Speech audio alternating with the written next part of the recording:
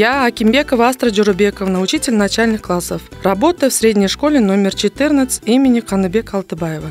Самым важным явлением в школе, самым поучительным предметом и самым живым примером для ученика является сам учитель. Это слова Адольфа Дистерверка. И это бесспорная истина. Учить детей нет, это не просто профессия, а действительно призвание. У каждого человека свой путь, свое предназначение. А для меня это школа. Это то место, где я могу передать свою любовь к детям, свои знания и то, чем я живу.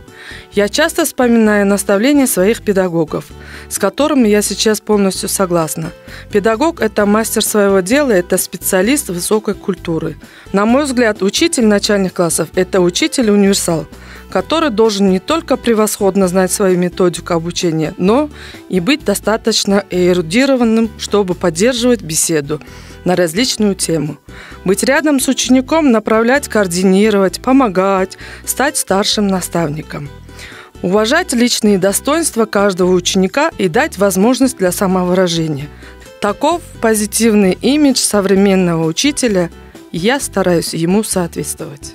Өз кесибинде, өз ишинде Астра Журубековна көп көңүл бурат оз эки кебин, окуучулардын орус тилиндеги оз эки кебин өстүрүүгө, каллиграфиясына көп көңүл бурат.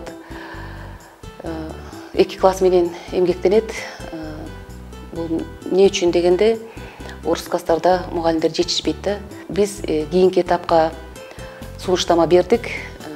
Мен ушу мугалимге өзүмөн кесиптешиме ийгилик каалап кетем.